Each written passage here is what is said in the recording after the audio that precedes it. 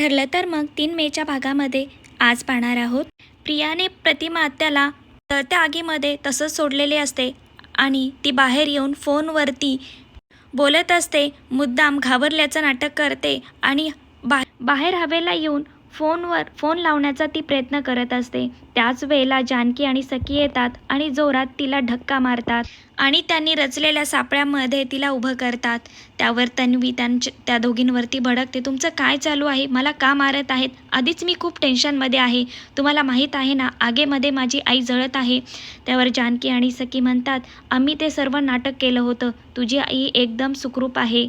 तुला तुझ्या आईची काळजी जरी नसली ना, आम्ही तिथं होतो. तुझी आई जळत जरी असते ना, तरी आम्ही तिचा जीव वाचवला असता. कारण आम्हाला आमच्या आईची जाणीव आहे.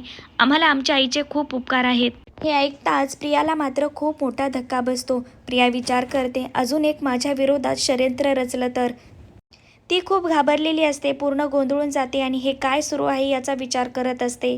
तर जानकी आणि सखी तिला म्हणतात, आम्ही हा सर्व प्लॅन केला होता. मी, प्रतिमा आत्याने आणि सायलीने, तुझं खरं सत्य बाहेर आणण्यासाठी. आणि खरंच तू प्रतिमा आत्याची मुलगी आहेस का, हे आता प्रतिमा आत्याला समजलं आहे. कारण प्रतिमा आत्याच्या मनामध्ये तुझ्याबद्दल थोडं तरी जे प्रेम होतं ना, आता हे बघून ते थोडंसुद्धा प्रेम राहिलेलं नाही. तुझं खरं सत्य प्रतिमा आत्यासमोर आलेलं आहे आणि त्याला समजलेलं आहे तू त्यांची मुलगी असूच शकत नाही, हे त्यांनी आता मान्य केलेलं आहे.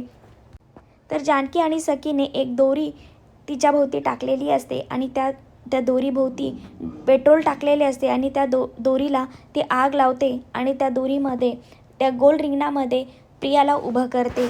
तर नाटकी प्रिया मला वाचवा असं म्हणत असते, पण तिच्या मदतीला कोणीही येत नाही.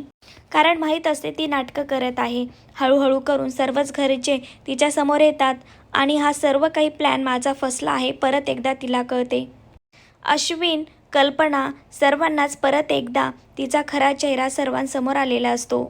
परत या कारनाम्याची शिक्षा प्रियाला काय भेटणार हे पाहण्यास अतिशय रंजक ठरणार आहे. असं सिरियलचे सर्वात आधी अपडेट पाहण्यासाठी माझ्या चॅनलला सबस्क्राईब करा.